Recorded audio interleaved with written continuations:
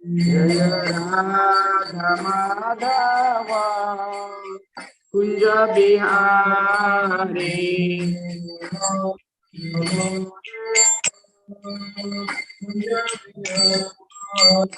जय राधा माधव कुंज बिहारी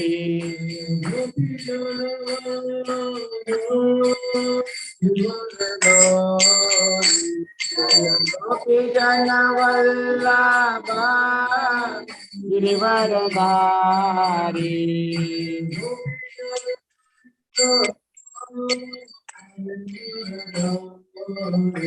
जय गोपी जन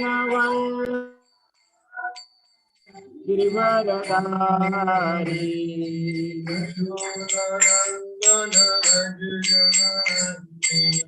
यशोदानंदन ब्रज जन रंजन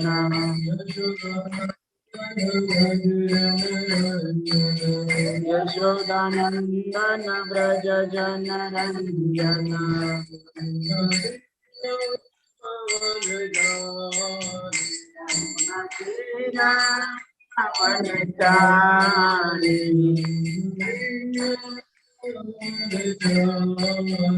यमुना तेरा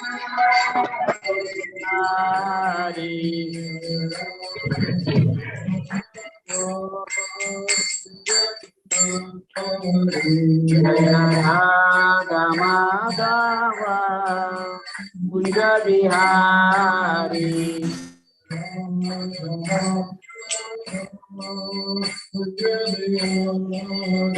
जय Radha Madhav Kunj Bihari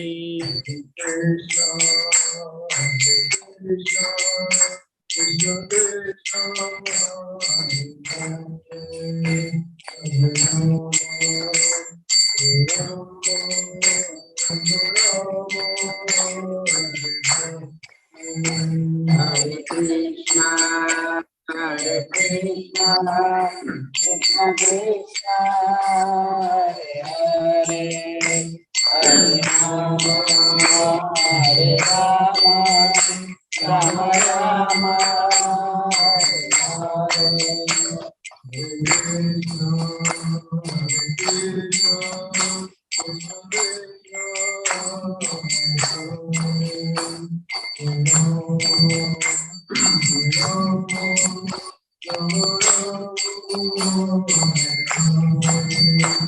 Hare Krishna, Hare Krishna, Krishna Krishna, Hare Hare, Hare Rama, Hare Rama, Rama Rama, Hare Hare.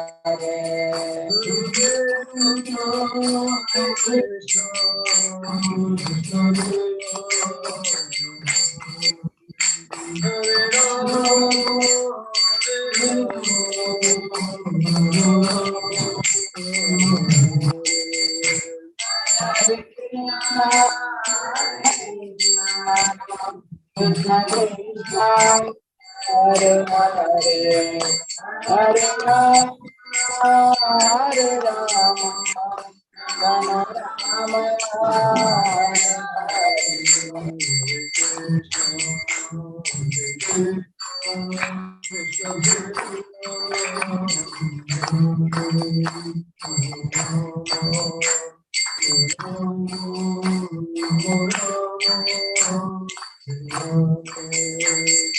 Krishna, Hare Krishna, Krishna Krishna, Hare Hare, Hare Rama, Hare Rama, Rama Rama, Hare Hare.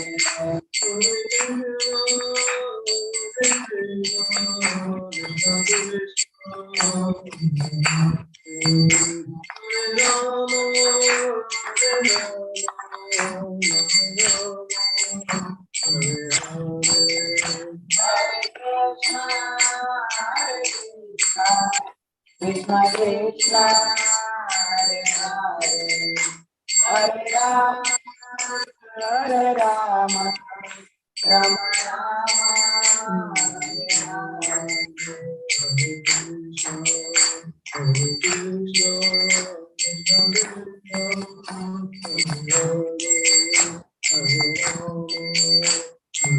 Hare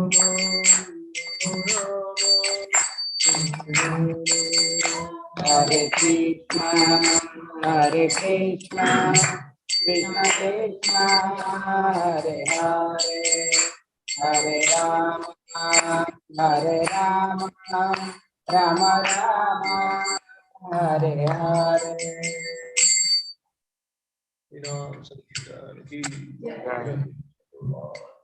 Jai.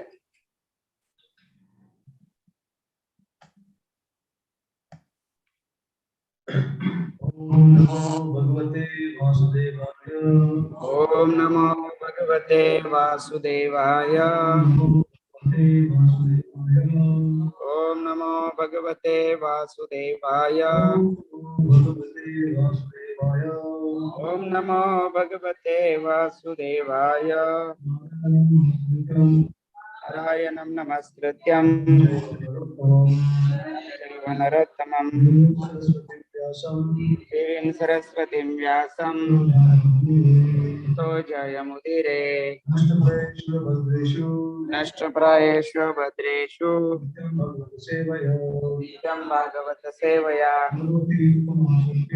Bhagwati उत्तम श्लोके भक्तिर्भवति नैष्ठिकी।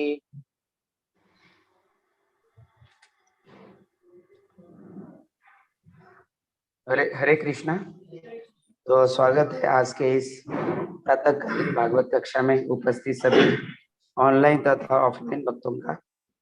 तो हमारा बहुत सौभाग्य है, we are very fortunate today कि we are getting an association of his grace Premras Prabhu ji. तो Premras Prabhu ji is from ISKCON Girgaon Chowpatty and he is a disciple of his holiness Radhanath Swami Maharaj. तो आज यहाँ पर हमें संग देने के लिए BYC खराड़ी आए हैं। तो सर्वप्रथम हम उनका स्वागत करेंगे एक बार महामंत्र बोलकर। हरे कृष्णा कृष्णा कृष्णा हरे हरे, हरे राम राम राम हरे। एंड ऑल्सो उनके साथ में उनकी धर्मपत्नी भी आई है। माता जी आपका नाम? हाँ, तो माता जी का नाम है आनंद वृंदावनी देवी दशी। तो उनका भी हम स्वागत करना चाहते एक बार महामंत्र बोलकर। हरे कृष्णा कृष्णा कृष्णा हरे हरे, हरे राम राम राम हरे हरे। तो प्रभु जी का हम संक्षेप में परिचय करवाना चाहते हैं कि Prabhu ji is a senior devotee. he has joined ISKCON in which year Prabhu ji? 2007। मतलब लास्ट 15 इयर्स जो है प्रभु जी ISKCON में जुड़े हुए हैं। और प्रभु जी का जो मटेरियल क्वालिफिकेशन है, he has completed his masters in aerospace engineering from University of Florida, and also Prabhuji is very expert in preaching. He is preaching Bhagavad Gita, Srimad Bhagavatam and Chaitanya Charitamrita. He has written very nice books, English version and 20+ most known facts about Hinduism, and also Hindi version of Sanatan Dharma. तो जो भी कोई भक्त इन books को प्राप्त करना चाहते हैं, ऑफलाइन हो या ऑनलाइन, तो आप प्राप्त करना चाहते हो तो यहाँ पर BYC में बुक्स उपलब्ध है। और ऑनलाइन पेमेंट करना चाहते हो, BYC खराड़ी का जो QR कोड है, वो QR कोड पे आप पेमेंट भेज सकते हो। और जो बुक्स है वो BYC खराड़ी में यहाँ पर अवेलेबल है। तो इसी के साथ मैं प्रेमरस प्रभु जी को निवेदन करता हूँ तो अपने आशीर्वचन को प्रारंभ करें। हरे कृष्ण। ओम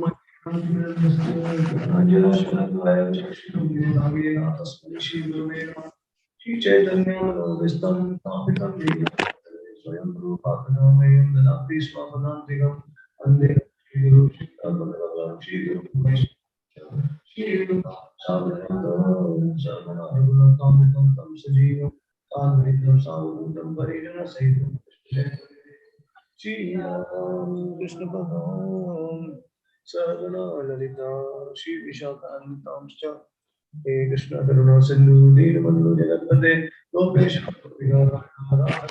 नमस्ते तब तक अच्छा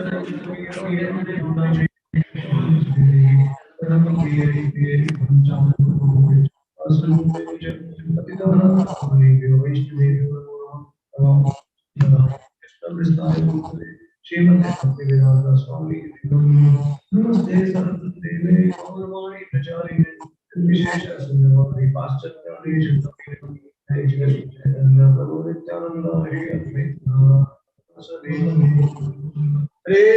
हरे कृष्णा कृष्ण कृष्ण हरे हरे, हरे राम राम राम। हरे कृष्ण। तो मैं धन्यवाद देना चाहता हूँ इस ग्रेस जी को, इस ग्रेस आत्मा जो संबंधन जो इस ग्रेस गॉड प्रभु जी को उन्होंने मौका दिया सेवा करने का अवसर। सारे भक्तों के सब भक्तों को भी धन्यवाद कि आप ताकि इस यहाँ पे आए ताकि मैं जो भी हमारे ने आचार्य ने प्रस्तुत किया है वो इस सब शेयर कर सकूं। तो हम अभी रीड करेंगे श्रीमद् भागवतम अध्याय 10 सॉरी फर्स्ट कैंटो और चैप्टर 10 फर्स्ट वर्स 10वां चैप्टर। द्वारका के लिए भगवान श्री कृष्ण का प्रस्थान।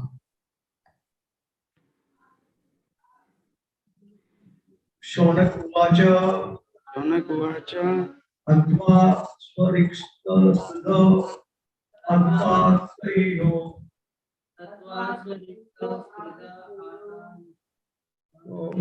युधिष्ठिरो धर्मग्रन्थो वरिष्ठो सानुजेय प्रत्यवरुद्धभोजना सानुजय प्रत्यवरुद्ध भोजन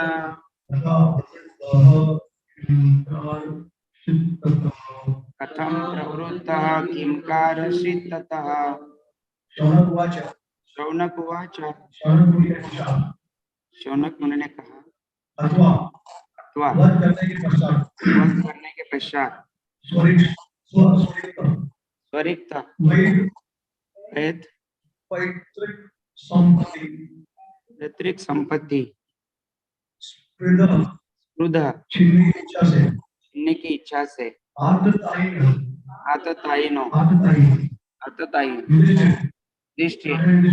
महाराज युधिष्ठिर धर्म प्रताप धर्म को दृढ़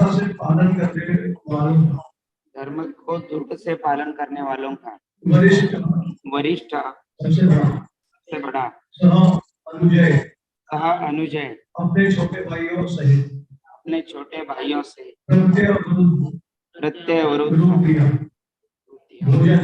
भोजन आवश्यकताओं को स्वीकार करना प्रथम कैसे प्रवृत्त लगा हुआ किम क्या आकर्षित संपन्न किया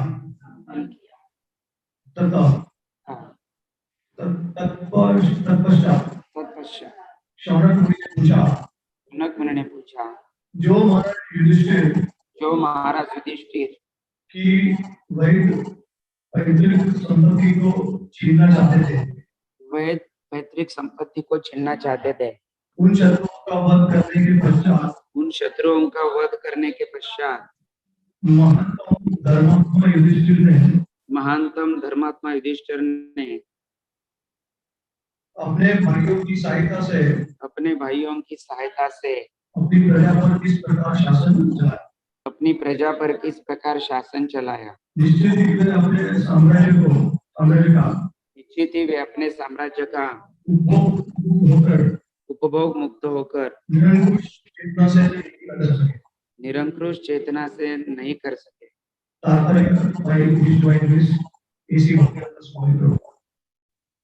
महाराज समस्त धर्मात्माओं में श्रेष्ठ थे, अतएव उनमें साम्राज्य का भोग करने हेतु अपने चचेरे भाइयों से लड़ने की इच्छा नहीं थी। वे उचित उद्देश्य के लिए लड़े, क्योंकि हस्तिनापुर का राज्य उनकी विरासत थी और उनके चचेरे भाई उसको हटाना चाह रहे थे। अतएव वे भगवान श्री कृष्ण के मार्गदर्शन में उचित उद्देश्य के लिए लड़े, किंतु वे अपनी विजय के फलों का भोग न कर पाए, क्योंकि उनके सभी चचेरे भाई युद्ध में मारे गए थे। अतः उन्होंने साम्राज्य पर शासन तो चलाया, किंतु इस कर्तव्य समझकर और अपने छोटे भाइयों की सहायता से चलाया। शौनक मुनि की जिज्ञासा महत्वपूर्ण थी। वे यह जानना चाहते थे कि जब युधिष्ठिर महाराज को साम्राज्य भोगने का अवसर मिला तब उनका आचरण कैसा था।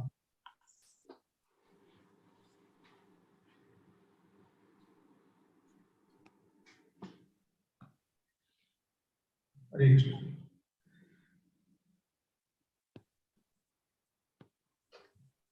तो यहाँ पे हम देख सकते हैं कि किस प्रकार से युधिष्ठिर महाराज जब महाभारत का युद्ध खत्म होता है तब उनको लगता है कि जितना भी युद्ध में जितने लोग मारे गए वो सब उन्हीं की वजह से। तो हालांकि वो उनका कोई भी इसमें फॉल्ट नहीं था, उनका कोई मिस्टेक नहीं था, और उनका राज्य जो था वो चीटिंग करके दुर्योधन ने उससे उनसे छीन लिया था। लेकिन युधिष्ठिर महाराज को उनकी नम्रता की वजह से उनको लगता है कि जो भी सब कुछ हुआ वो मेरे वजह से। तो जो महान भक्त होते हैं उत्तम अधिकारी होते हैं उनको हमेशा ये लगता है कि हमारे हमारे ही कर्म की वजह से उनको ये सब भुगतना पड़ रहा है। तो ये तो भगवान की सब योजना थी। तो देखिए भक्त के जीवन में हमेशा भगवान का हाथ होता है, और एक आप दो एंगल से इसको देख सकते हैं कि भक्त का विचार कैसे हो सकता है और महान के विचार से कैसा देख सकते हैं। तो भक्त के विचार से ऐसा होता है कि भक्त हमेशा अंदर ही ऐसा सोचता है कि जो भी हो रहा है वो हमारे कर्म की वजह से हो रहा है। भगवान क्योंकि भगवान को सब कुछ पता है हमारा, उनको सब खाता हमारा पता है, पूर्व जन्म का खाता वो सब, ये जन्म का खाता सब पता है। तो हमको कर्म भुगतना पड़ रहा है और इसकी वजह से हम सफल हो रहे हैं। अब देखिए दो यहाँ पे भी दो चीजें थी। पहले के शुभ भक्त के लिए, उत्तम अधिकारी के लिए, अनिष्ट अधिकारी के लिए मध्यम अधिकारी, अलग अलग स्तर में भक्त होते हैं।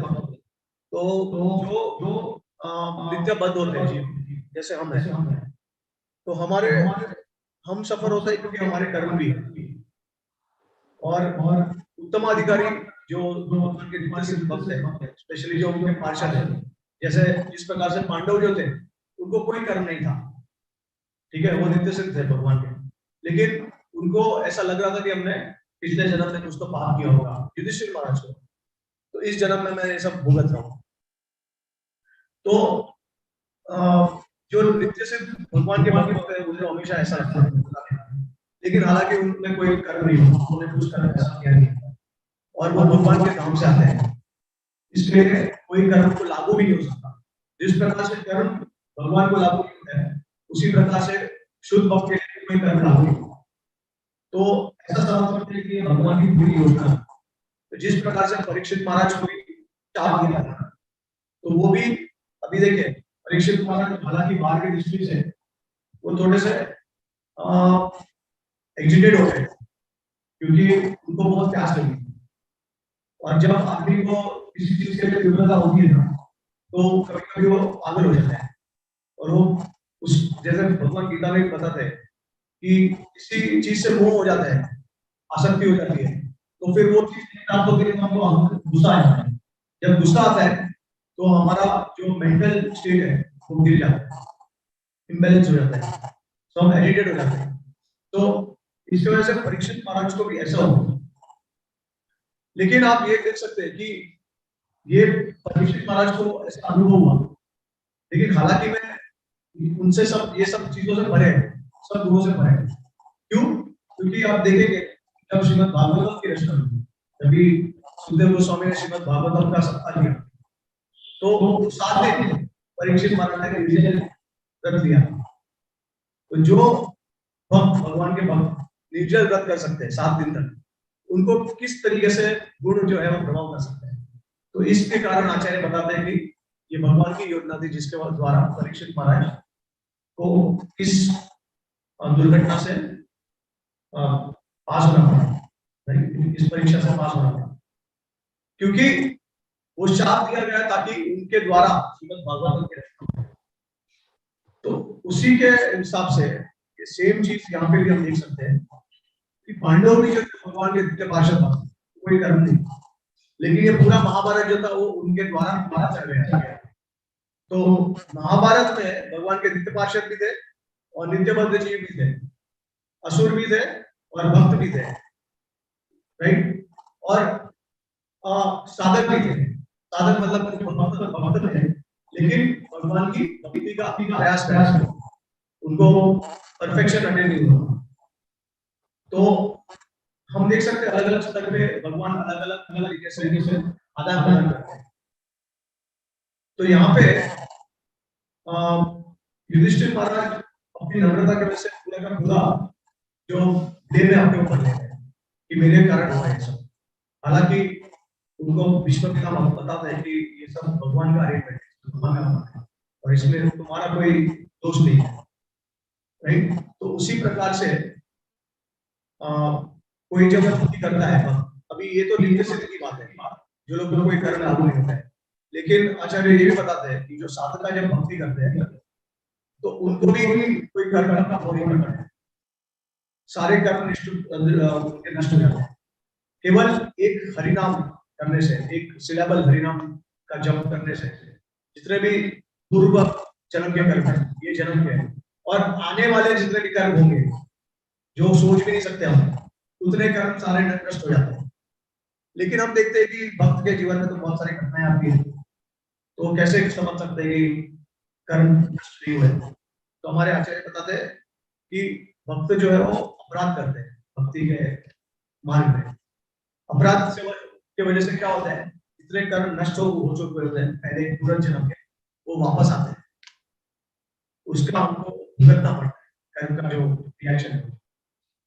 तो अगर कोई भक्त अपराध नहीं करते हैं तो कर्म उनको भी लागू नहीं होते। ये साधक के भी जीवन में सच्ची बात है, सिर्फ नित्य सिद्ध नहीं, लेकिन नित्य बंधन जो लोग भगवान का भक्ति का प्रयास कर रहे हैं और अच्छे भाव से अगर भगवान की भक्ति कर रहे हैं तो फिर उनके लिए भी आसान तरीके से वो भगवान की प्राप्ति कर सकते हैं और बहुत बहुत जल्दी। अगर अपराध करते हैं तो डिले हो जाता है, बहुत लंबा हो जाता है। इसके लिए हमको जन्म पे जन्म लेना पड़ता है। इसके चैतन्य महाप्रभु क्या बोले कि जन्म पे जन्म आपको लेना पड़ेगा, भले आप करोड़ों नाम जप कीजिए, लेकिन अगर अपराध कर रहे हैं तो भगवान को प्राप्त नहीं सकते, तो आपको और करोड़ों जन्म लेने पड़ेगा। लेकिन अपराध नहीं कर रहे हो तो उसी क्षण जब सिर्फ पूरा हरे कृष्ण महामंत्र की जरूरत नहीं है जब करने का, सिर्फ हरे अगर हमने जब कर लिया तो हम भगवान की प्राप्ति कर सकते हैं, लेकिन वो शुद्ध नाम होना चाहिए। तो अब और एक दृष्टिकोण है ये देखने का कि भक्त को हमेशा नम्रता से स्वीकार करना चाहिए। जैसे ब्रह्मा जी हमेशा ब्रह्मा जी ने भगवान कृष्ण को जब प्रार्थना की 10वें स्कंद में 14वें चैप्टर में ब्रह्मा जी जब कृष्ण भगवान का गुणगान करते हैं, उनका प्रार्थना करते हैं क्योंकि उनसे अपराध हो गया, तो वो वर्ष है बहुत इंपॉर्टेंट, जिसमें कहा गया है कि अगर भक्त के जीवन में कष्ट आता है और वो ऐसा मानते हैं कि ये मेरे कर्म के कारण और भगवान को हमेशा उसके लिए दंडवत करते हैं, उनका स्मरण जप करते हैं, ध्यान करते हैं और साथ साथ में क्षमा याचना करते हैं भगवान से, तो वो भगवान के भगवान धाम में जाने का अधिकार है। तो इस भावना से अगर हम करते हैं भक्ति, तो यही जीवन में हम भगवान को प्राप्त कर सकते हैं। लेकिन अभी आप एक बाहरी दृष्टि से ये भी देख सकते हैं कि भगवान आते क्यों है इस संसार में। तो सबसे पहला कारण तो आचार्य बताते हैं कि धर्म की स्थापना करने के लिए नहीं आते हैं। धर्म की स्थापना करने के लिए तो उनके पुरुष अवतार को उन्होंने ऑलरेडी टास्क दे दिया है। पुरुष अवतार मतलब क्षीरोदक साई कृष्ण, करुणोदक साई कृष्ण, तो सारे अवतार जो होते हैं इस संसार में वो क्षीरोदक साई कृष्ण जो परमात्मा है उसके द्वारा आते हैं। तो वो लोग कार्य करते हैं, भगवान तो गोलोक में लीला करते हैं। तो भगवान सबके परमात्मा के नमस्कार करते। अगर भगवान चाहे तो सिर्फ परमात्मा अगर शरीर के बाहर निकल जाए उसी शरीर में, राइट, तो कोई भी असुर को मारने के लिए भगवान आते हैं भक्तों के लिए। परित्राणाय साधूनां, पहला सबसे कारण है परित्राणाय साधूनां। इसके लिए यदा यदा धर्मस्य ग्लानिर्भवति विद्यानं दानं धर्मस्य प्रसादनं परित्राणाय साधूनां विनाशाय च दुष्कृताम्। तो परित्राणाय साधूनां पहले दिया है, विनाशाय च दुष्कृताम् बाद में है। तो असुरों का नाश करने के लिए भगवान सेकंड हरे कृष्णा। सबसे पहला कारण है भगवान भक्तों के लिए आते हैं, हरे क्योंकि कृष्णा। भगवान भक्तों को बहुत लालसा है भगवान को मिलने की, उनको देखने की। वो जब भक्ति भजन करते हैं तो उनको लालसा होती है बहुत भगवान को देखने की, उनकी इच्छा को पूरी करने के लिए भगवान आते हैं। सचिदानंद है, लेकिन साथ साथ में धर्म की स्थापना है। अगर आप देखेंगे तो द्वारका में भगवान क्या करते थे, वो भी मेडिटेशन करते थे, राइट। अब भगवान को क्या जरूरत है मेडिटेशन करने का या जप करने का, तप करने का, या किसी प्रकार का यज्ञ करने का, लेकिन सब कुछ करते थे वो वास्तव में एज अ क्षत्रिय। उसका जो कर्तव्य है वो सब कुछ करते थे। ब्रज में तो वो सिर्फ केवल लीला ही करते थे, मधुर या लीला हर जगह पे, लेकिन द्वारका में उन्होंने क्षत्रिय का आवाज क्लियर मैसेज आ रहा है कि ऑडियो क्लियर नहीं। तो क्या हम हरे कृष्णा प्रभु जी, सम पार्टिसिपेंट्स का म्यूट कर दीजिए बिकॉज आवाज बहुत गूंज रही है। We are not able to hear only.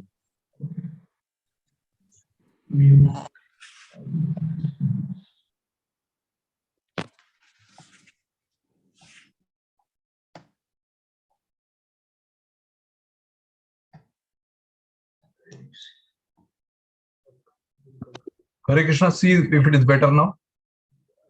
एक मिनट, वो जो सेटिंग है एक्चुअली होस्ट हम यहाँ ये नहीं दूरी नहीं, तो हम यहाँ से नहीं कर पाएंगे mute. Now it's clear, Prabhuji. There are the people present there. They should put their self on mute. Then only yours. Then it will be okay. I think सबका म्यूट पे ही है।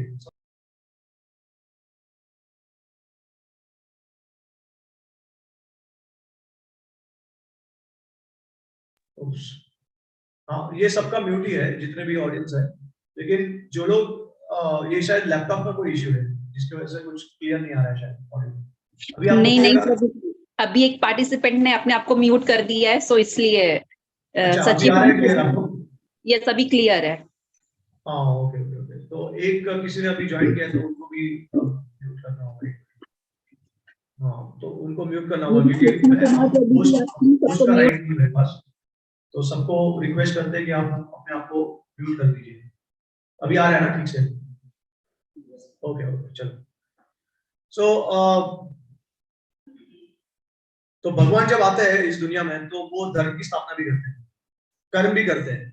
ऑल्दो गीता में भगवान बोलते हैं कि मुझे कर्म कोई भी कर्म लागू नहीं होता है, क्योंकि भगवान ही तो कर्म के दाता विधाता है ना, आदान प्रदान करने वाले कर्म के वही है, वही हमको कर्म का फल देते हैं, तो उनको कर्म कैसे लागू हो सकता है, राइट। तो भगवान को कोई कर्म लागू नहीं होता है, लेकिन एग्जाम्पल सेट करने के लिए भगवान धर्म की स्थापना करते हैं और असुरों का वध करते हैं। तो वो करते करते वो बहुत सारे अलग अलग धर्म भी हमको बताते हैं। इसके लिए गीता में क्या बोला है, सर्व धर्मान परित्यज्य माम एकम शरणम व्रज, दूसरे सारे धर्मों का त्याग कर दीजिए, जो अल्टीमेट धर्म है वो मेरी शरण में आइए। तो अलग अलग प्रकार के धर्म होते हैं, तो वो धर्मों का त्याग कर दीजिए। जब हम भगवान की भक्ति करते हैं और भगवान ही हमारा लक्ष्य होते हैं, तो भगवान क्या बोलते हैं, सर्व धर्मान को त्याग करो, जो मैं बोलता हूँ वही धर्म है, अल्टीमेट धर्म वही है। देखिए इसके वजह से आपको याद होगा कि युधिष्ठिर महाराज को भगवान ने बोला था कि आप अश्वत्थामा का वध हो गया है करके आप बोल दीजिए, अनाउंस कीजिए, लेकिन युधिष्ठिर महाराज को लगा कि ये अधर्म है झूठ बोलना, तो टेम्पररीली वो धर्म से अटैच थे और भगवान को उनका जो भी अनर्था था वो उसको निकालना था। तो अभी उन्होंने इस तरीके से सिचुएशन को रचा कि युधिष्ठिर महाराज उन्होंने अनाउंस किया, लेकिन जब अश्वत्थामा का नाम लिया तो भीम ने शंख बजाया, तो उनका नाम कवर हो गया। अश्वत्थामा हाथी करके उन्होंने जब बोला तो तभी शंख बजाया, तो उनको लगा, द्रोणाचार्य को लगा कि अश्वत्थामा उनके पुत्र का वध हो गया, जबकि अश्वत्थामा हाथी का वध हो गया था। तो अब इसके कारण भगवान कृष्ण ने तो उनको डायरेक्टली बोला कि आप बोल दीजिए अश्वत्थामा का वध हो गया, लेकिन उन्होंने इनडायरेक्टली बोला। तो ऐसा बताया गया है कि उसके वजह से युधिष्ठिर महाराज को क्षण भर के लिए नरक देखना पड़ा, राइट। तो भगवान का उन्होंने डायरेक्ट, साक्षात भगवान है, वो आदेश दे रहे हैं, तो वो आदेश का पालन उन्होंने नहीं किया। उनको लगा कि जो धर्म मेरे समझ में है उसके वो श्रेष्ठ है, लेकिन जब भगवान कुछ बोलते हैं तो वो उसको सुपरसीड करता है, वो ज्यादा महत्वपूर्ण हो जाता है। वो फिर धर्म के विरुद्ध भी होता है तो भी वो धर्म हो जाता है। अगर अधर्म भी भगवान बोलते करने को, लेकिन वो सबसे बड़ा धर्म हो जाता है। क्योंकि आपको ये समझना होता है, हमको सबको ये समझना है कि धर्म और अधर्म जो है वो रिलेटिव है।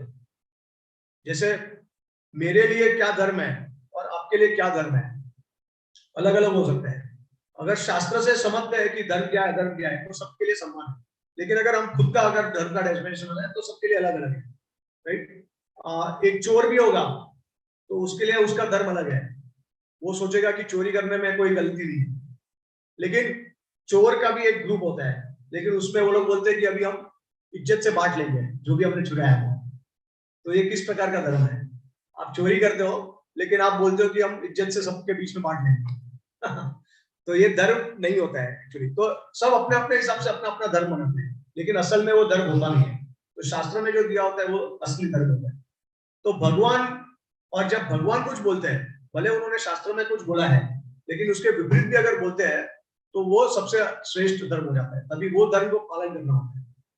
तो इसके वजह से भगवान कृष्ण बोलते हैं गीता में, सर्व धर्मों का परित्याग करो और मेरी शरण में आओ। ये सबसे बड़ा धर्म है। बाकी सब धर्म जो है उसका सबसेट है। तो ये समझना बहुत जरूरी है भक्तों के लिए। तो जब भगवान जब इस दुनिया में आता है ना, तो इसका मतलब ये नहीं है, देखिए युधिष्ठिर महाराज पांडव को नम्रता के वजह से ऐसा लगता होगा कि हमारा ही गलती है। उसका मतलब ये नहीं है कि भगवान ने महाभारत नहीं रची। उसका मतलब ये नहीं है कि अर्जुन ने फाइट नहीं किया था। अर्जुन ने अपनी भूमि पर निभाई थी बहुत अच्छी तरीके से। तो जब भगवान आते हैं तो भक्त भी अपनी भूमि निभाते हैं, क्योंकि ये मटेरियल वर्ल्ड में हमको फाइट करना होता है, हमको रिएक्ट करना होता है। प्रभुपाद जी ने अलग अलग चीज बोली अलग अलग जगह पे। एक बार मायापुर में भक्त लोग जब तभी कुछ भी नहीं था, तभी सब बिल्डिंग सब बांध रहे थे भक्त लोग। तभी बहुत बड़ा सा फार्म लैंड था वो टाइम पे। तो तभी जो दूसरे धार्मिक लोग हैं वो लोग बहुत जोर से म्यूजिक लगा रहे थे, फिल्मी म्यूजिक वहां पे बहुत जोर से। तो सब भक्तों को बहुत डिस्टर्बेंस हो रहा था उससे। तो उन्होंने एक दो बार टॉलरेट किया, जैसे प्रभुपाद जी ने बोलते हैं कि we should tolerate, as a devotees we should tolerate. लेकिन जब कंटिन्यूसली चलते गया तो प्रभुपाद जी के पास गए और उन्होंने बोला कि प्रभुपाद जी ये बहुत हमको डिस्टर्ब कर रहा है, हम कुछ ठीक से नहीं कर पाते। सुबह का जो मंगला आती है भागवतम क्लास है, तो प्रभुपाद जी ने बोला कि एक काम कीजिए, हर जगह पे हमारे स्पीकर लगा दीजिए, और जब भी आरती करेंगे, जब भी हम कीर्तन करेंगे तो जोर जोर से लगा दीजिए ताकि सबको सुनाई दे। तो प्रभुपाद जी ने भी एक्शन लिया था। स्पेशली जब मटेरियल वर्ल्ड में हम होते हैं ना और बाहर वाले हमको परेशान करते हैं, तो अंदर से हमको टॉलरेट करना है, लेकिन बाहर हमको एक्शन भी लेना है। जैसे कल उठ के आपके परिवार में ऐसे किसी को छेड़छाड़ कर दिया किसी ने, तो क्या आप चुप बैठेंगे? नहीं बैठेंगे, क्योंकि कल उठ के अगर आप उसको छोड़ देंगे तो वो वापस करेगा, एक दो बार, दूसरी बार, तीसरी बार करेगा। तो इसके लिए धर्म की स्थापना भी जरूरी है और भक्तों को भी एक्शन लेना है। इसके लिए प्रभुपाद जी ने बोला कि हमको बाहर के दुनिया में हमको लायन की तरह रहना है, कि जब जरूरत पड़े तब क्रोध करना चाहिए। और प्रभुपाद बोलते हैं कि हमारे सेंसेस किस तरह, टॉर्टोइस की तरह, जब जरूरत चाहिए तब बाहर उसको निकाल सके, जब जरूरत पड़े तब अंदर उसको ले। तो दोनों चीज यहाँ पे भक्तों को करना है, क्योंकि हम भक्तों के संग में नहीं रहते ज्यादातर, और भक्तों के बीच में हमको त्रिणापि सुनीचना तरुणापि सहिष्णुता मारेना कीर्तनीय। भक्तों के संग में हमको इस तरह से रहना है, दासानुदास के भाव से। और हर भक्त का ये स्वभाव होना चाहिए। अब कोई भक्त अगर अभक्त की तरह व्यवहार करता है तो उसके लिए भी एक एटिकेट है। तो जिस प्रकार से अगर कोई भक्त हमसे ठीक से व्यवहार नहीं करते तो या तो हम उनको डायरेक्टली नम्रता से बता सकते हैं, और अगर वो नहीं मानते फिर भी बार बार ये चीज करते हैं तो कोई सीनियर वैष्णव को हम बता सकते हैं और वो फिर उनको करेक्ट कर सकते हैं। तो ऐसे तरीके हैं, एटिकेट्स है भक्ति में। तो यहाँ पे भी आप देखेंगे कि अगर आप कभी ये प्रश्न भी कोई पूछ सकता है कि युधिष्ठिर महाराज अगर इतना ही उनको नम्रता थी तो युद्ध ही क्यों किया उन्होंने? सब ब्लेम हमारे उनके ऊपर ले लेना चाहिए था और युद्ध नहीं करना चाहिए था उनको, युद्ध क्यों किया उन्होंने? तो धर्म की स्थापना के लिए भगवान के आदेश के अनुसार उन्होंने युद्ध किया और जरूरी था वो। लेकिन देखिए जब शुद्ध भक्त इस संसार में आते हैं जैसे श्रील प्रभुपाद जी, तो उन्होंने भी वो उत्तम अधिकारी थे, लेकिन जब प्रचार करते हैं तभी वो मध्यम के लेवल पे आ जाते हैं। तो मध्यम के लेवल पे आते हैं तो मध्यम का एक उनका एक क्वालिटी ये है कि वो डिस्क्रिमिनेट करते हैं, भेदभाव करते हैं, उस प्रकार से वो व्यवहार करते हैं इस दुनिया में। लेकिन जब वो उत्तमा के लेवल पे होते हैं तभी कोई भेदभाव नहीं कर पाते हो। तब उनको लगता है कि मैं सबसे तुच्छ जीव हूं इस दुनिया में और मेरे से सब जितने भी भले अभक्त भी हो उनको ऐसा लगता है कि अभक्त भी मेरे से ज्यादा बड़े वैष्णव हैं। तो ये उत्तम अधिकारी का गुण है। इसके लिए प्रभुपाद जी उत्तम अधिकारी के लेवल से मध्यम अधिकारी के लेवल पे है, क्योंकि जब प्रचार करते हैं तो हमको देखना पड़ता है कि किसको भक्ति स्वीकार है, कौन रिसेप्टिव है भक्ति के लिए, कौन नहीं है, कौन एनवियस है। प्रभुपाद जी जब डॉक्टर नायर, आपको अगर याद होगा जू के स्टोरी में, जब डॉक्टर नायर मर गए थे उन्होंने प्रभुपाद जी को बहुत कष्ट दिया था, भक्तों को भी बहुत कष्ट दिया था। तो जब वो मरे थे तो प्रभुपाद बहुत खुश हुए, बहुत आनंद में थे। तो भक्तों ने पूछा कि प्रभुपाद जी क्या ये सही है कि कोई मर गया है और हम उसका शोक करने की जगह पे आनंद कर रहे हैं? तो प्रभुपाद जी ने बोला कि भागवतम में लिखा है कि जब कोई स्नेक होता है उसको मारते हैं, जो सांप होता है उसको जब मारते हैं तो साधु लोग प्रसन्न होते हैं, क्योंकि सांप को अगर छोड़ देंगे तो वो दूसरे लोगों को डंक मारेगा, परेशान करेगा। लेकिन सांप से भी ज्यादा खतरनाक वो एनवियस पर्सन है जिसमें जलन होती है, वो सबसे ज्यादा खतरनाक होता है। अगर उसको छोड़ते हैं तो पूरे समाज को नष्ट कर देते हैं। तो इसके लिए साधु जो होते हैं वो प्रसन्न होते हैं ऐसे लोगों का जब नाश होता है तब। तो ये भागवत में ही श्लोक है। तो ये एक बार श्रील प्रभुपाद जी ने साक्षात लाइव अपने गुरु महाराज में देखा था। तो एक बार भक्ति सिद्धांत ठाकुर अपने शिष्यों के साथ थे और वहां पे एक सांप आया था। तो भक्ति सिद्धांत ठाकुर ने उनके शिष्य को आदेश दिया कि जाओ ये सांप को मार दीजिए सब मिलके। तो प्रभुपाद भी थे उसमें। तो प्रभुपाद जी आश्चर्यजनक हो गए कि साधु तो होते हैं, वो तो सबके सम्मान होते हैं, उनमें तो कोई ऐसा भाव नहीं होता है किसी के प्रति अहित का। तो प्रभुपाद जी एकदम आश्चर्यजनक हो गए। तो फिर बाद में जाके उन्होंने भागवत में जब ये श्लोक पढ़ा तब उनको लगा कि हाँ मेरे गुरु महाराज बिल्कुल सही है कि सांप को मारना आवश्यक है, और सांप से भी ज्यादा वो आदमी खतरनाक है जिसमें जलन होती है, जलन की भावना। तो एक्शन लेना बहुत जरूरी है भक्तों के लिए, क्योंकि बार बार चीजें होती है। तो इसके लिए या तो भक्तों को डिस्टेंस रख देना चाहिए। देखिए शास्त्र में बताया गया है कि 3 चीज कर सकते हैं, शास्त्रों के अनुसार 3 चीज हो सकती है। अगर आप कोई अगर अभक्त जो है वो भक्त के बारे में कुछ अनाप शनाप बोलते हैं तो या तो उनका वध कर दीजिए। ये पहले के युग में होता था, क्षत्रिय जब थे तभी उनका वध कर दीजिए, या फिर उनकी जीभ काट दीजिए, या फिर आप वहां से चले जाइए। तो अभी के समय पे हम पहला 2 चीज नहीं कर सकते। तो हमको क्या करना है, अगर कोई भक्त की निंदा करते हैं तो हमको वहां से चले जाना चाहिए, अभक्त की कोई निंदा करते हैं। लेकिन देखिए निंदा भी कैसा है, अगर कोई अभक्त भक्त की निंदा करता है, लेकिन अगर भक्त ने ही कुछ अधार्मिक कार्य किया है तो निंदा करेगा ही कोई भी। तो ये भी भक्तों को समझना चाहिए। सिर्फ भक्त है उसका मतलब ये नहीं है, अभी भक्तिविनोद ठाकुर ने बोला था कि कलयुग में कली चेला होंगे, कली चेले भक्त जो होंगे कली चेले होंगे, कि बाहर की दृष्टि से भक्त है लेकिन अंदर की दृष्टि से तो पूरे असुर की तरह सम्मान है। ठीक से भक्तों के साथ, इसके लिए उनको कनिष्ठ भक्त बोलते हैं। कनिष्ठ भक्त होते हैं वो सिर्फ भगवान के पास जाते हैं, बहुत भाव विभोर हो जाते हैं, लेकिन भक्तों के साथ ठीक से व्यवहार नहीं करते, शास्त्र में इतना रुचि नहीं होता है, ठीक से ज्ञान प्राप्त नहीं करते हैं। तो ये सब भेदभाव नहीं कर पाते हैं, कौन भक्त है कौन अभक्त है, ये सब कनिष्ठ के लक्षण है।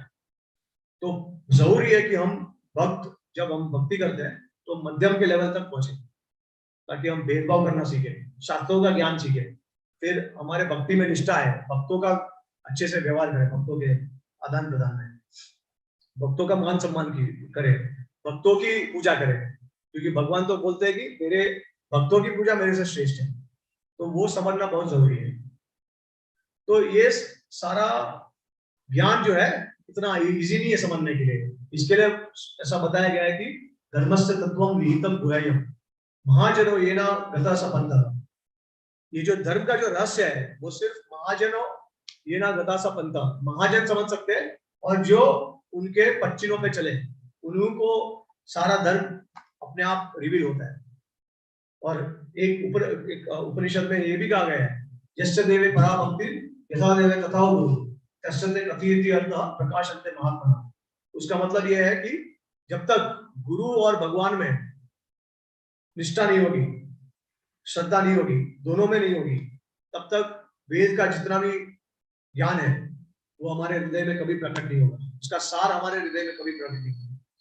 तो गुरु के लिए भक्ति और भगवान के लिए भक्ति उतनी ही होनी चाहिए, सामान्य भक्ति।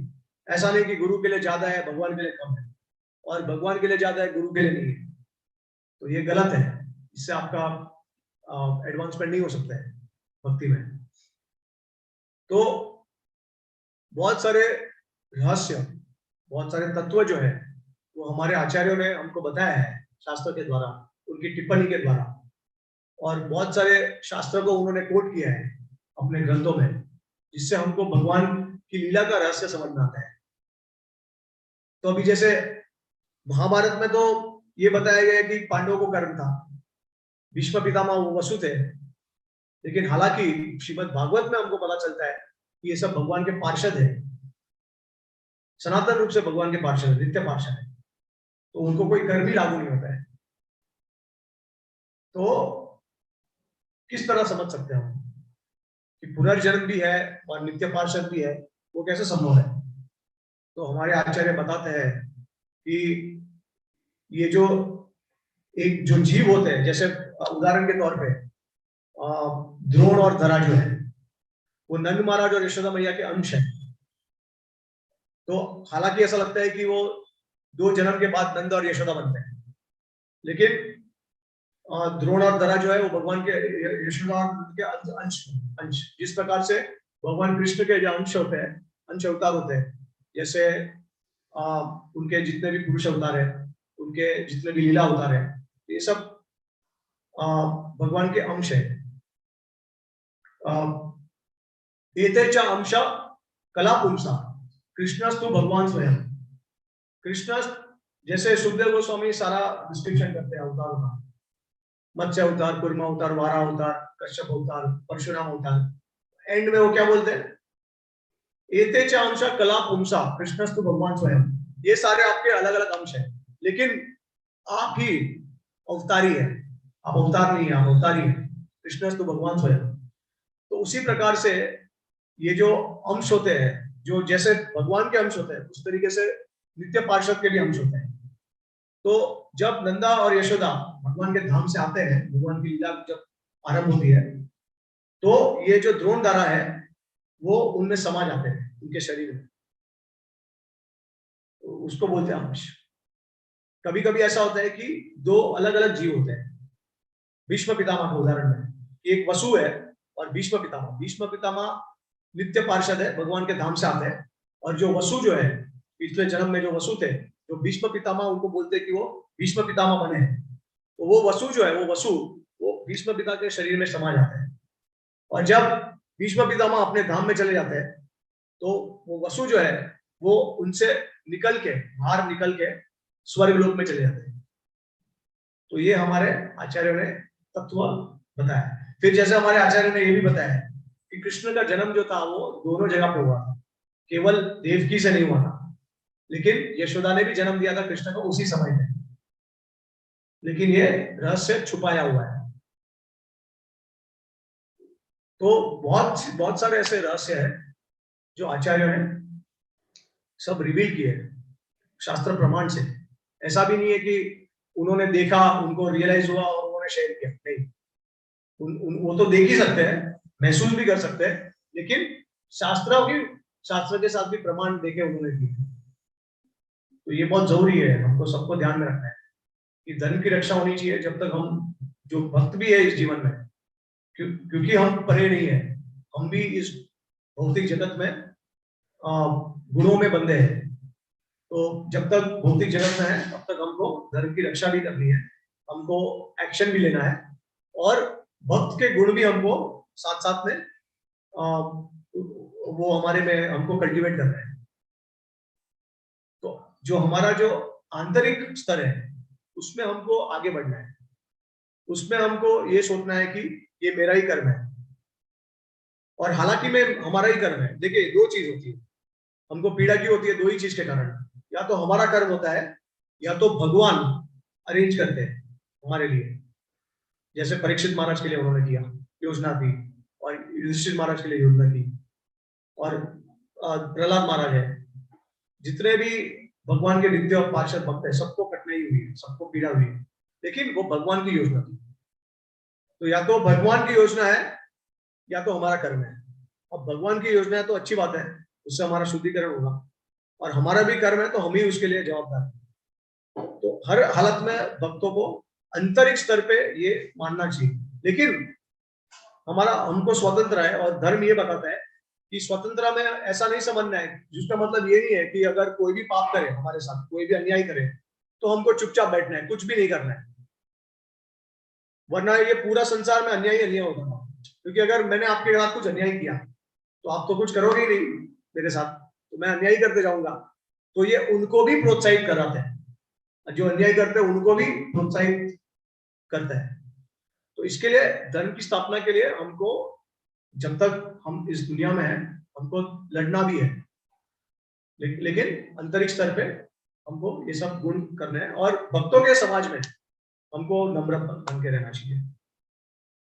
तो इसी के साथ हम इस कथा को विराम देंगे, और अगर किसी को प्रश्न है तो आप पूछ सकते हैं ऑनलाइन, अगर किसी को प्रश्न है तो भी हम ले सकते हैं। हरे कृष्णा। ग्रंथा श्रीमद् भागवतम की जय। श्रील प्रभुपाद की। हाँ,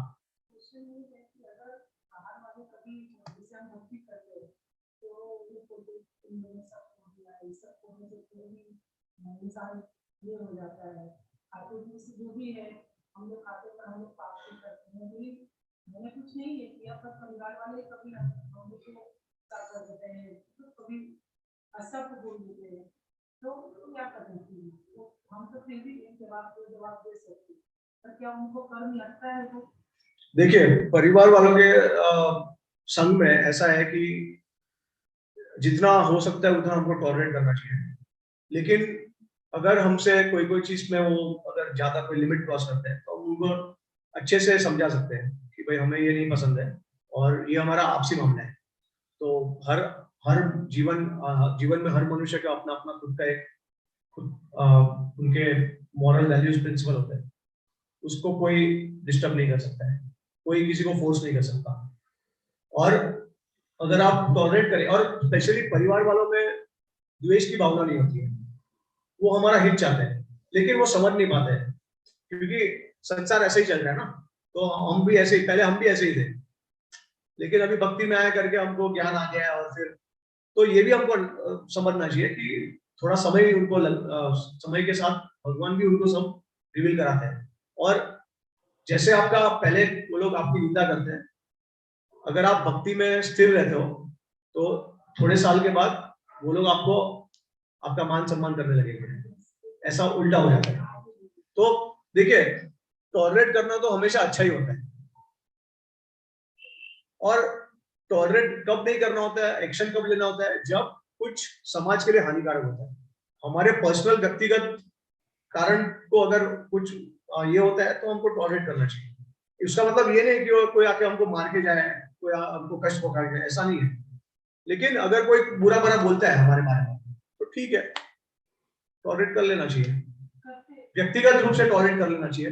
लेकिन कोई भक्तों की निंदा करता है तो सामने हम उनको, मतलब एक शास्त्र में ये भी दिया है कि भक्त जो है उसको आर्ग्यूमेंट में डिफीट कर सकते हैं, एक ये भी पता है लोगों को, राइट? तो वो भी हम प्रयत्न कर सकते हैं, लेकिन फिर भी अगर वो लोग नहीं सुनने को तैयार है तो वहां से दूर चले जाइए, ठीक है? तो व्यक्तिगत रूप में टॉलरेट कीजिए। अगर आपको कोई बोलता है कुछ कि आप ये ऐसे हो वैसे हो, ये हो, ठीक है, नो प्रॉब्लम, हाँ हम ऐसे, ये सब छोटे से क्या होता है?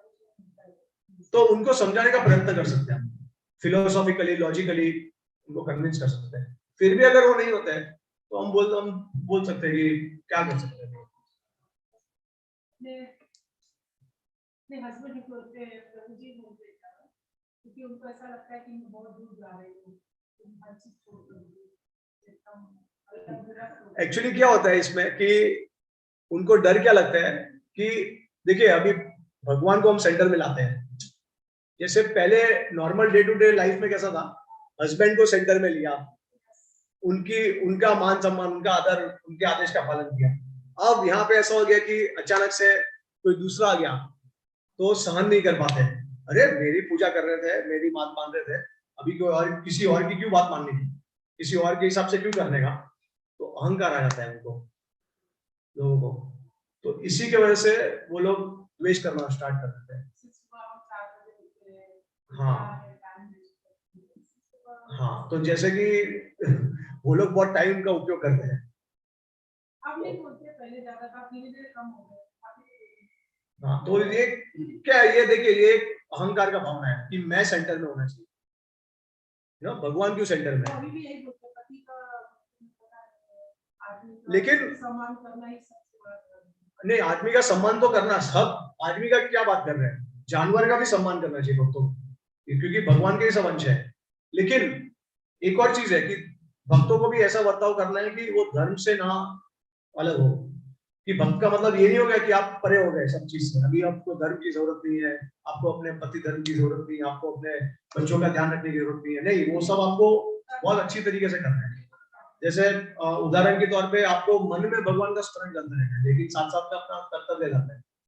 तो अगर आप अच्छा प्रेम देंगे, निस्वार्थ भाव से उनको प्रेम करेंगे, उनकी सेवा करेंगे, तो वो लोग को धीरे धीरे समझ में आ जाएगा कि आप जो मार्ग पे वो सही मार्ग है और अच्छा मार्ग है।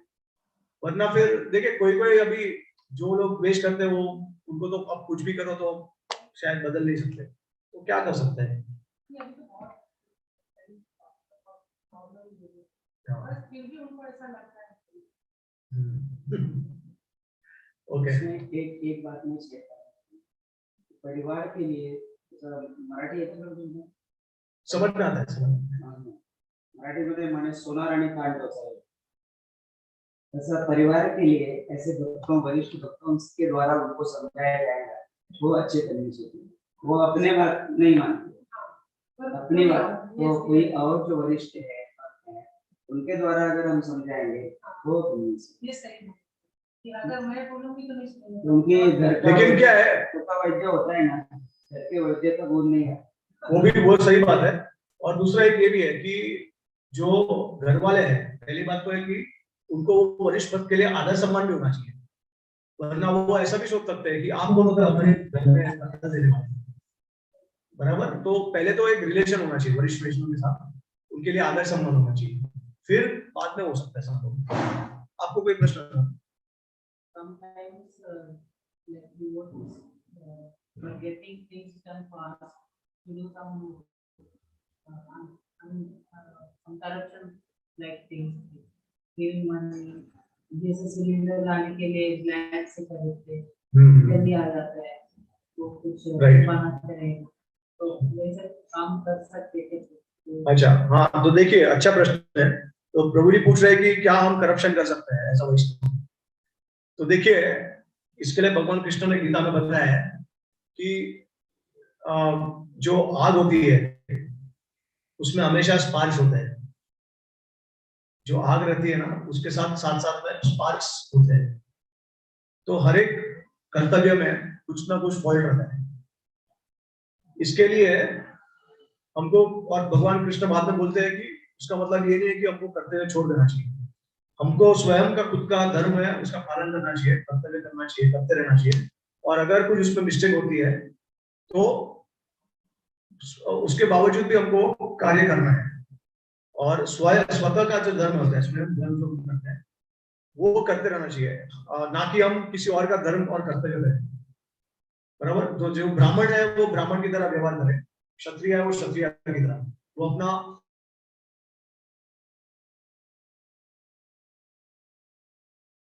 लेकिन फिर भी इस संसार में, भौतिक जगत में हर जगह पे फॉल्ट है, तो उसके बावजूद भी हमको करना है। तो भक्त अभी संसार में जब तक हम हैं, और जैसे आपने उदाहरण दिया कि अगर गैस किया और गैस वाले को पैसा देते तो जल्दी आ जाता है, तो करना पड़ता है, क्या कर सकते हैं, ये अभी संसार का नियम है, कलयुग में ये सब होता है, तो भक्तों को ही करना होगा। फिर अगर जितना हो सकता जितना हो सकता है करना उतना। चाहिए कि कम से कम फिर भी इमरजेंसी सिचुएशन में ही ऐसा करना पड़े। हाँ, लेकिन मैं आपको एक फैक्ट बताता हूँ कि ये नहीं होगा, कलयुग में नहीं होगा ये, और भक्त के समाज में भी ये करना पड़ सकता है। ये कलयुग का प्रभाव है। देखिए, जब भगवान कृष्ण द्वारका में थे तब क्या हुआ था, उनके ऊपर आरोप लगाए गए थे कि उन्होंने श्यामंतक मणि जो है वो चुरा ली। तो आचार्य हमको ये बताते, इससे ये सीखने मिलता है कि वो द्वापर युग में भगवान कृष्ण स्वयं मौजूद थे, उसके बावजूद इतना भगवान के ऊपर आरोप लगाया, तो कलयुग में क्या हो सकता है। प्रभुपाद जी ने ये भी बोला था कि हमारे इस्कॉन मूवमेंट को बाहर से थ्रेट नहीं है, अंदर से थ्रेट है। तो आप समझ सकते हैं, देखिए जब भक्ति में हम आते हैं ना, तब कनिष्ठ, मध्यम, उत्तम, ये सारे भक्त एक साथ आते हैं, और कनिष्ठ से व्यवहार करना इतना आसान नहीं है, हमारा शुद्धिकरण इतना हुआ नहीं है, ठीक है।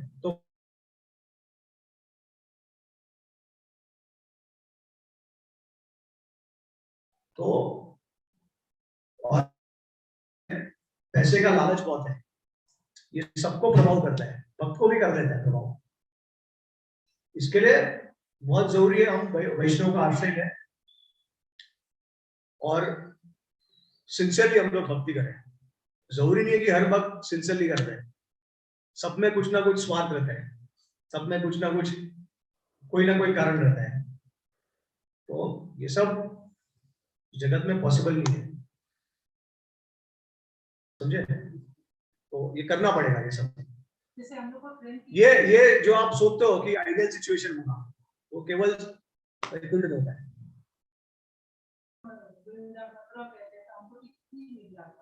तो हम लोग ब्लैक से ही लेना होगा। तो क्या इंपॉर्टेंट है, क्या धर्म, कौन सा धर्म इंपॉर्टेंट है, मथुरा ज्यादा या ये सोचना कि अरे ब्लैक टिकट नहीं लेंगे वो ज्यादा इंपॉर्टेंट है। इसे युधिष्ठिर महाराज की तरह हो गया सिचुएशन क्या ज्यादा इंपॉर्टेंट है। तो ये सोचना भी बहुत जरूरी है भक्त के जीवन में हमेशा। कौन सा धर्म, दो धर्म अगर एक दूसरे को काट रहे हैं ना, तो कौन सा धर्म सबसे श्रेष्ठ है, वो हमको पकड़ना है, जरूरी था। हाँ, और देखिए आप हर चीज में देखिए, स्कूल में, कॉलेज में क्या क्या नहीं होगा, उस पे भी पेड फीस है, फ्री एडमिशन है, पेड एडमिशन है, राइट, वो सब है सिस्टम।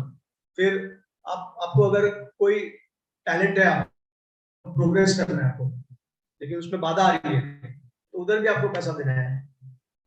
अभी जैसे मुझे मेरे कंपनी के लिए जीएसटी नंबर लेना है, तो जीएसटी नंबर रिजेक्ट हो गया, कारण नहीं बताया कुछ। बाद में अभी वो हमारे सीए बोलते हैं कि वो जीएसटी वाले ऑफिसर को मिलना पड़ेगा और थोड़ा सा दे के वो अप्रूव कर लेंगे।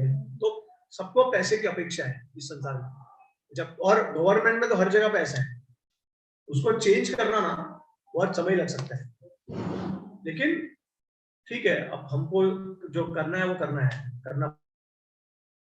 हम देखिए, हमारा इसके लिए हमारा मोटिव क्लियर होना चाहिए। अगर मैं कल के कंपनी स्टार्ट करना चाहता हूँ, पैसे कमाना चाहता हूँ, तो वो पैसे से मैं भगवान की भी सेवा करना चाहता हूँ। ऐसा नहीं है कि मैं सब कुछ मेरे लिए करना चाहता हूँ। अगर आप अपने लिए करते हो, अपने स्वार्थ के लिए, तो आपको शायद उसका रिएक्शन थोड़ा भुगतना पड़ सकता है। फिर भी भगवान बोलते हैं कि अपना अपना धर्म करो, कंटिन्यू, भले इतना भी उसमें फॉल्ट हो सिस्टम में, लेकिन कंटिन्यू करो। और स्पेशली भक्त के लिए तो बहुत इजी है, क्योंकि हम जब हरिनाम लेते हैं, भगवान का आश्रय लेते हैं, भक्ति के अंग हम जब करते हैं, तो उससे भी बहुत सारे हमारे पाप कर्म नष्ट हो जाते हैं अपने आप। तो ये सब जो हम करते हैं ना, वो भगवान, अगर भगवान के लिए कर रहे हैं, तो वो सब भगवान ध्यान हमारा रख लेते हैं। ठीक है, ओके। और किसी को कोई प्रश्न है? ऑनलाइन किसी को प्रश्न है? और किसी को अगर प्रश्न है तो अनम्यूट करें अपने आप को और पूछ सकते हैं।